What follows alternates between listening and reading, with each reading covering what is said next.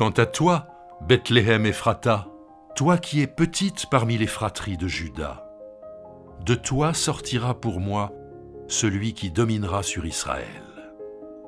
Son origine remonte au temps jadis, aux jours d'autrefois. C'est pourquoi il les livrera jusqu'au temps où celle qui doit accoucher accouchera. Et le reste de ses frères reviendra auprès des Israélites. Il se dressera et les fera paître avec la force du Seigneur, avec la majesté du nom du Seigneur, son Dieu. Et ils s'installeront, car il est dès maintenant glorifié jusqu'aux extrémités de la terre.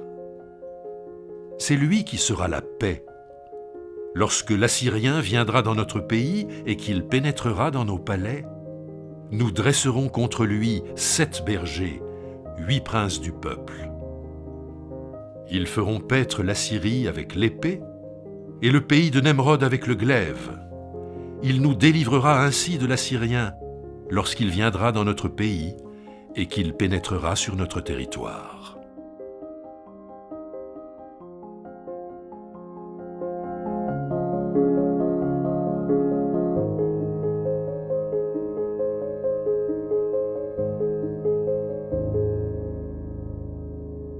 Michée est un prophète qui a prophétisé sur le territoire de Juda dans la deuxième moitié du 8e siècle avant notre ère, c'est-à-dire juste au moment de la fin du royaume d'Israël, du royaume du Nord.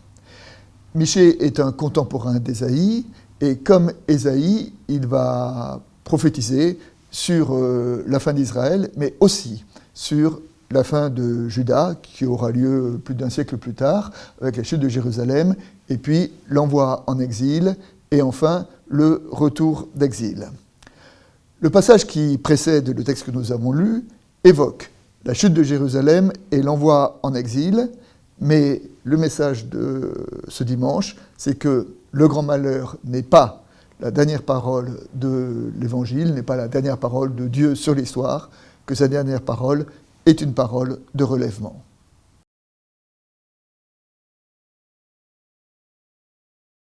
Le texte parle de Bethléem, la ville d'où viendra un enfant. Alors nous savons que c'est une annonce que le christianisme a repris, puisque Jésus vient de Bethléem, est né à Bethléem, mais Bethléem ici est qualifiée comme étant la plus petite des villes de Juda. Et pourtant, c'était la ville de David, lequel David était lui aussi le plus petit des fils de Jessé. Donc un thème qui traverse ce passage-là, c'est que Dieu passe par ce qui est petit pour se révéler au monde. Et nous pourrons faire écho avec ce verset du Deutéronome, dans lequel le Seigneur dit « Ce n'est pas parce que vous surpassez en nombre tous les peuples que le Seigneur s'est épris de vous et qu'il vous a choisi, car vous-même, vous êtes le plus petit des peuples. Mais c'est parce que le Seigneur vous aime, parce qu'il a voulu garder le serment qu'il a fait à vos pères. » Donc, dans la Bible, le salut ne vient pas de la grandeur humaine, le salut vient de la grandeur de l'amour de Dieu. Et là, nous avons un thème spirituel théologique qui est fondamental et qui traverse toutes les Écritures. Et puis, ce salut, dans notre texte, s'inscrit dans une perspective davidique, puisqu'on dit que celui qui naîtra sera vainqueur par l'épée, que c'est lui qui chassera l'envahisseur, la Syrie ici, symbolisée par la ville d'Assour, et c'est lui qui apportera la sérénité au pays.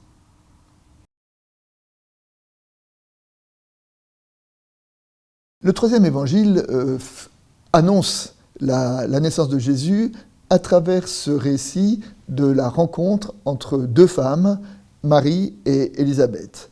Deux femmes qui sont tous les deux qui attendent un enfant, et tous les deux qui attendent un enfant dans des conditions un peu particulières, puisque Marie est trop jeune pour avoir un enfant, elle n'a pas connu d'homme, nous dit l'évangile de Luc, et Élisabeth, au contraire, est trop âgée, est trop vieille. Et pourtant, c'est à travers ces deux femmes que l'évangile trace sa route. Dans l'évangile de Luc, les hommes sont particulièrement absents. Je veux dire, l'évangile de Luc ne parle pas de Joseph au moment de la naissance de Jésus, et au moment de la naissance de Jean, Jean le baptiseur, il valorise la situation, la position, le rôle d'Élisabeth, qui reconnaît en Marie qui arrive, malgré les doutes qu'il pouvait y avoir autour de sa propre grossesse, qui la valorise et qui l'honore, à la différence de son mari, Zacharie, qui n'a pas cru la parole de l'ange. Donc, dans l'évangile de Luc est l'évangile qui donne la plus grande part aux femmes, et là on voit que la naissance de Jésus est préfigurée par la rencontre de ces deux femmes. Et au moment où donc Marie rencontre Élisabeth, ça s'est dit « Comment m'est-il accordé que la mère du Seigneur vienne jusqu'à moi ?» Et Élisabeth sait voir au-delà, parce que Marie, c'est quoi ? C'est une toute jeune femme, pas encore mariée, qui a un enfant, qui va la visiter, mais au-delà de ce que le fait objectif, elle sait voir quelque chose de plus profond, de plus fondamental, qui est la présence de Dieu, Dieu qui vient dans notre monde, à travers justement la fragilité de ce qui était perçu comme étant une naissance douteuse. Et nous ne devons pas faire le parallèle entre cette fragilité-là et, dans le livre de Michée, la fragilité de Bethléem, qui est la plus petite des villes de Juda, et qui pourtant, c'est d'elle que viendra le Messie, et Élisabeth, Marie, sont l'incarnation de ce principe qui traverse les Écritures, que c'est par le bas, par le petit, là par ces deux femmes, que l'Évangile se manifeste.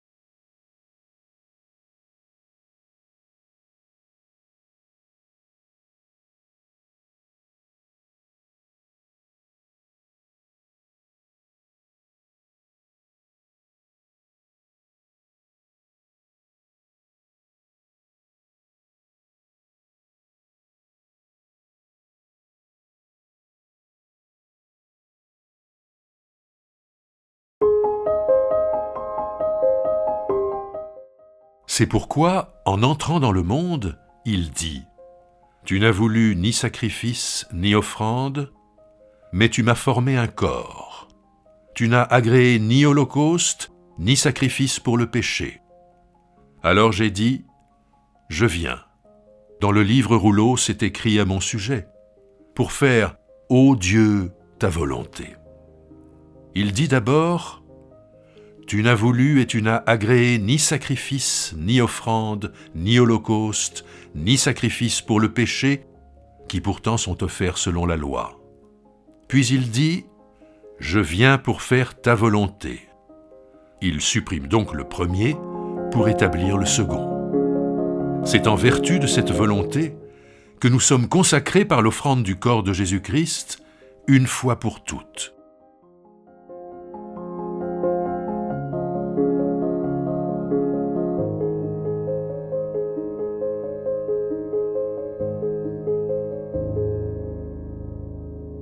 L'épître aux Hébreux n'est pas la plus facile des épîtres du Nouveau Testament, car il s'adresse à un public qui a une culture juive et qui parle souvent de Jésus à travers le prisme de la loi dans le Premier Testament et qui relie notamment la mort de Jésus à travers le prisme des sacrifices.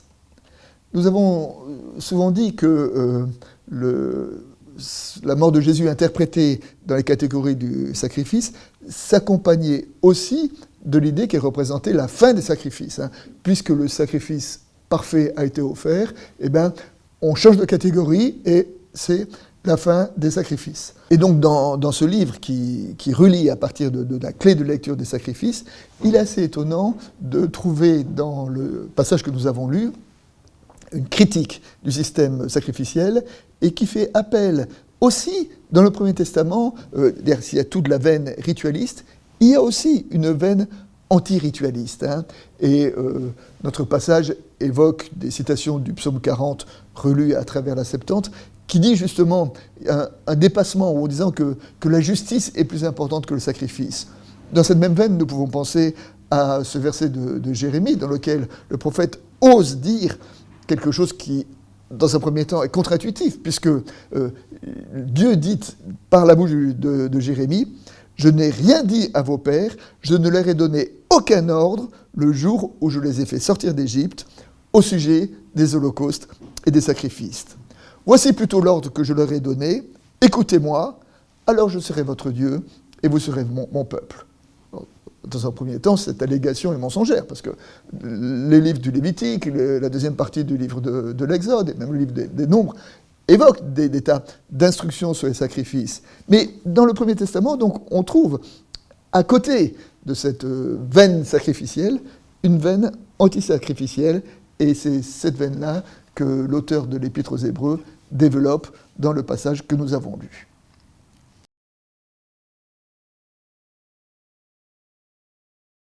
Le passage que nous avons lu donc fait cette relecture du psaume 40 dans lequel il dit dans la bouche du psalmiste « Tu n'as voulu ni sacrifice ni offrande, je viens pour faire ta volonté ».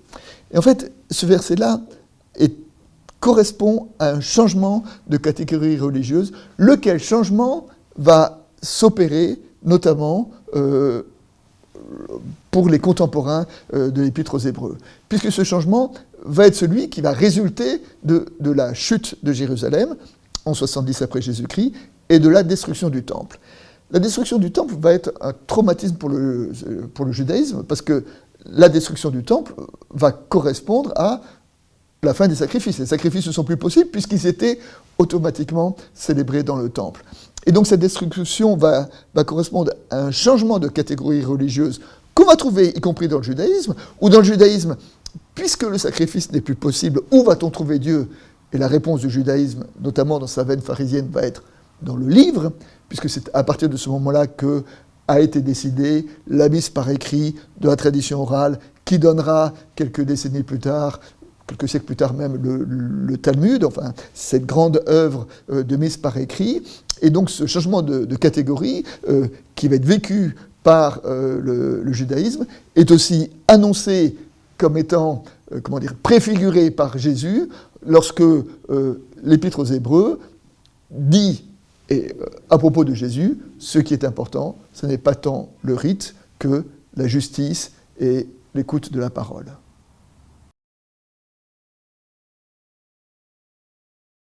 Le dépassement de ces catégories religieuses peut être lu aussi à travers, dans le texte de l'évangile de ce dimanche, à travers l'opposition entre deux personnages et deux personnages dans le couple, qui sont Zacharie et Élisabeth. Zacharie et Élisabeth étaient mariés, un couple âgé, qui n'avait pas d'enfants, et donc c'est lorsque Zacharie est prêtre, et Zacharie accomplit son office dans le temple de Jérusalem, qu'il reçoit la visite d'un ange qui lui annonce la naissance d'un fils. Et là, la réaction de Zacharie est une réaction d'incrédulité. Comment cela est-il possible ? Et même l'ange lui dit, puisque tu n'as pas cru, tu seras condamné au mutisme, tu ne parleras pas jusqu'à la naissance de l'enfant. Donc on voit que Zacharie, qui était prêtre, qui était dans le temple, et donc on peut dire que symboliquement, il représente toute cette économie du rite et du sacrifice. Zacharie n'a pas cru, et en opposition à Zacharie, notre texte présente le personnage d'Élisabeth. Élisabeth, qui est une femme âgée, mais qui, lorsqu'elle reçoit la visite de Marie, sait reconnaître dans l'enfant qu'elle attend celui qui apportera le salut en Israël.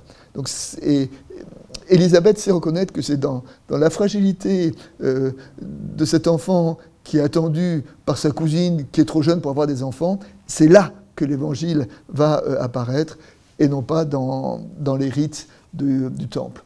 Et donc, dans cette association entre Élisabeth et Marie, on voit émerger ce qui sera le cœur de l'Évangile. Le cœur de l'Évangile, c'est que Dieu ne vient pas à nous à travers un rite religieux, mais Dieu vient à nous à travers un enfant, à travers l'humilité, à travers la justice, à travers l'amour, et que nous pouvons entendre aujourd'hui à travers l'étude du livre, le livre contre le sacrifice.